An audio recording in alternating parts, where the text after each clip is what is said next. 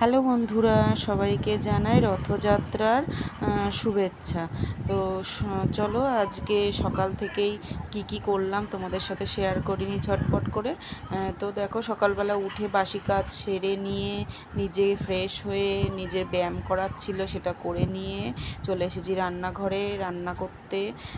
তো সকালবেলাই করব একটা নিরামিষ তরকারি আলুর, যার জন্য আলুটাকে সেদ্ধ করে নিয়েছি।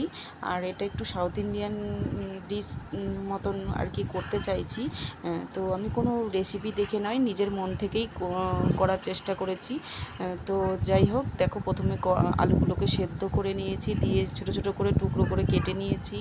তারপর কড়াইয়ে তেল দিয়ে তাতে একটু সর্ষে আর একটু কারি পাতা ফোড়ন দিয়ে আলুগুলোকে দিয়ে দিয়েছি কড়াইয়ে। দিয়ে ওর মধ্যে নুন, হলুদ আর যে লঙ্কা খায় লঙ্কা, আমার ছেলে লঙ্কা ভালোবাসে না, তাই গোলমরিচের গুঁড়ো দিয়ে ভালো করে নেড়ে চেড়ে লাল লাল করে ভেজে নিয়ে তারপর নামানোর সময় একটু লেবুর রস চিপে, যেটা আমি এখন দেখাতে পারিনি, ভিডিও তুলতে পারিনি, তো লেবুর রস চিপে দিয়ে নামিয়ে দিয়েছি। আর করেছিলাম রুটি সঙ্গে, যেটাতে ঘি মাখিয়ে রেখেছিলাম, আর সঙ্গে দেব ডিম সেদ্ধ।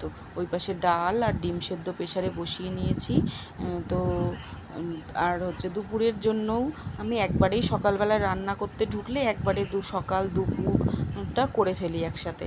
তো দেখো, সকালের খাবার হয়ে যাওয়ার পরে দুপুরের জন্য আমি তৈরি হয়ে গেছি। মাছের ডিম আনা ছিল কালকে, সেই মাছের ডিমের বড়া করেছি, কিছুটা বড়া ভাজা রেখে দিয়েছি, আর কিছুটা ঝোলে দেব বলে এই যে মশলা করে নিয়েছি। মশলা কষিয়ে, যেন ওই মাছের ডিমের যেভাবে সবাই করে আমিও ঠিক সেভাবেই করেছি।